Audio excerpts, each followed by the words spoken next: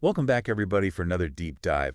This time we're diving into a paper about lasers and AI. Lasers and AI. Yeah, That sounds pretty cool. it does, it does.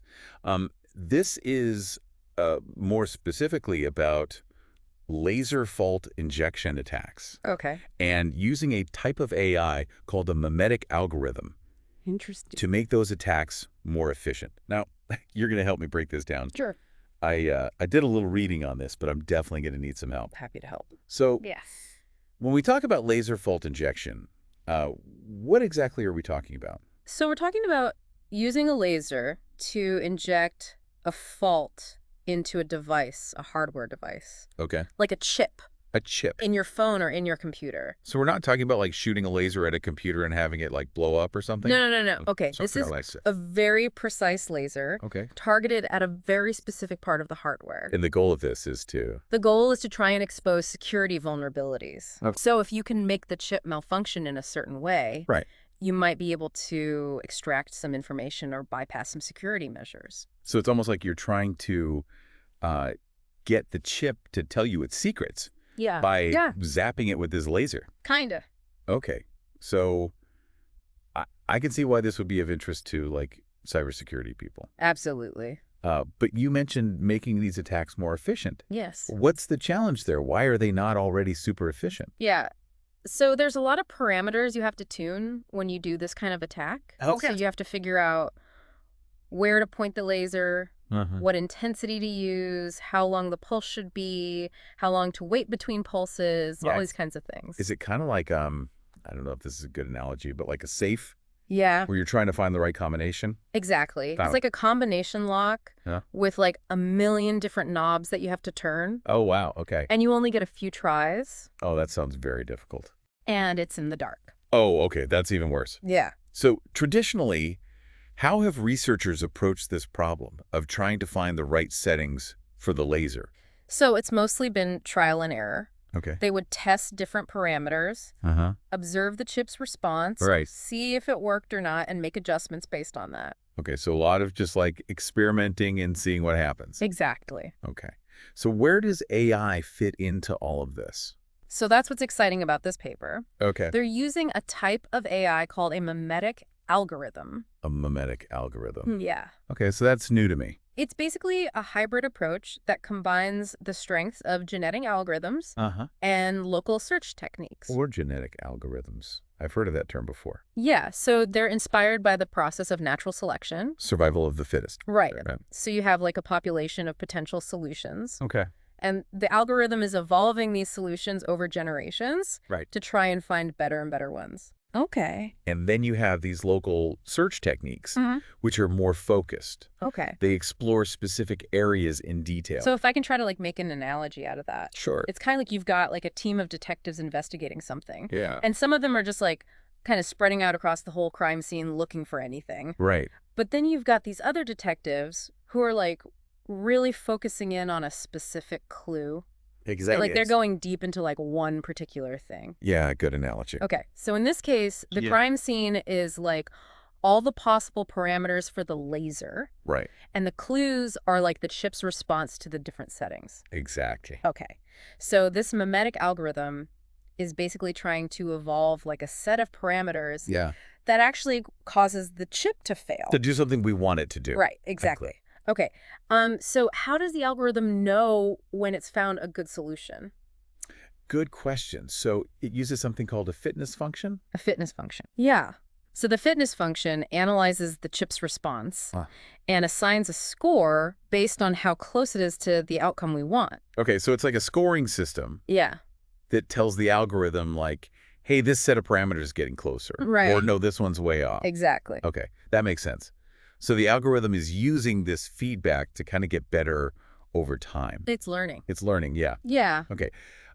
So if the algorithm is trying to find the best combination of all these different parameters, Yeah. wouldn't it make sense to give it a good starting point? You're absolutely right. Okay, good. That's another part of this research. Okay. They looked into different ways to initialize the algorithm. Okay. So it has a good starting point. Right, so you're not just letting it wander off randomly. It's kind of Yes. giving it some guidance. They tested 4 different methods, starting with the most basic, random initialization. It's kind of like just dropping those detectives off randomly throughout the city.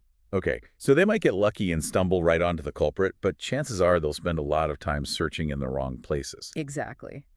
And the next method, Latin Hypercube Sampling, or LHS, is a bit more strategic about spreading those detectives around. LHS, huh? Yeah. Instead of dropping everyone off randomly, LHS tries to distribute them more evenly across the city, making sure more areas are covered. It's kind of like making sure we have at least one detective in every neighborhood, right? That's a good way to visualize it. Then we have LHSMDU, which is kind of like LHS but on steroids. LHSMDU. Okay, you've got to break that one down for me. It's basically a more sophisticated version of LHS that tries to achieve even better distribution, especially when you have a lot of different factors to consider. Which is definitely the case with these laser parameters, right? Exactly. With LHSMDU, we're not just making sure we have a detective in every neighborhood. We're also considering things like what time of day it is, what the weather's like, all sorts of other factors that could influence where we might find our culprit. Okay, so it's getting much more nuanced and targeted. Right. And finally, we have the Taguchi method. Okay, bring on the Taguchi method. What's that one all about?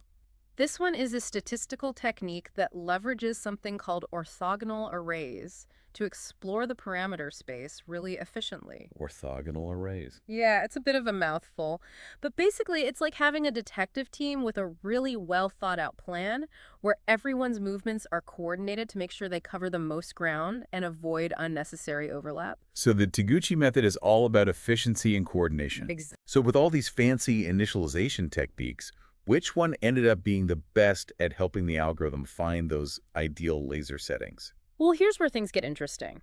When they averaged the results across all their experiments, they found that the different initialization methods didn't have a huge impact on the overall success rate. So wait, are you saying that it doesn't really matter how we initialize the algorithm? Not quite. What's interesting is when they looked at the consistency of the results, they found that some methods, like LHSMDU and Taguchi, led to much more consistent outcomes. So maybe not a huge difference in how often they found a successful attack, but more about how reliably they could find it. Precisely. Think of it this way. With random initialization, sometimes you might get lucky, and your detectives stumble upon the culprit right away. Okay, so random can be hit or miss. Exactly.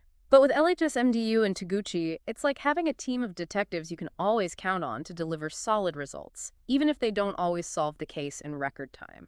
Gotcha. So consistency and predictability are key here. What are the implications of this for, let's say, cybersecurity researchers who are using laser fault injection to test hardware? Well, this research is a potential game changer because it suggests that using more sophisticated initialization techniques could make their attacks far more efficient and reliable.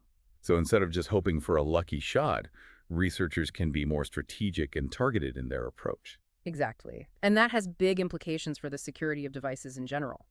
If attackers are getting better and faster at finding vulnerabilities, manufacturers need to step up their game as well. Right. If the bad guys are using AI to find weaknesses, the good guys need to be using AI to prevent those weaknesses from existing in the first place. Absolutely. That's one of the most exciting aspects of this research. It's like a cybersecurity arms race where AI is playing a key role on both sides. So it's not just about reacting to attacks anymore. It's about being proactive and designing more secure hardware from the ground up. This is getting really interesting. All right, so we've seen that using AI can make these laser attacks a lot more efficient.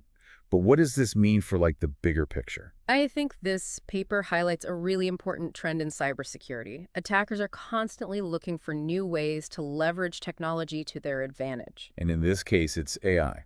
Right. And defenders need to adapt and evolve just as quickly. That's like an arms race, but with technology. Exactly. So if these AI-powered attacks are becoming more sophisticated, what can manufacturers do to make their hardware more secure? Well, one thing they can do is focus on redundancy, Okay, what does that mean?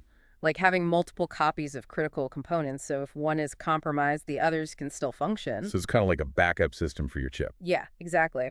Another approach is to make the physical packaging of the chip more tamper-resistant. So it's harder for attackers to even get to the chip in the first place. Right. So it sounds like security is becoming a multi-layered problem. Definitely. And as AI continues to advance, I think we'll see even more innovative approaches to both attack and defense. This is starting to sound like something out of a sci-fi movie. A little bit. but it's actually happening right now. It is. Well, I think this is a good place to wrap up our deep dive. We've covered a lot of ground today, from lasers to AI to the future of hardware security. It's been a fascinating discussion. It has. A big thanks to you and to all of our listeners for joining us on this journey into the world of cutting-edge cybersecurity research. Thanks for having me. Until next time, stay curious.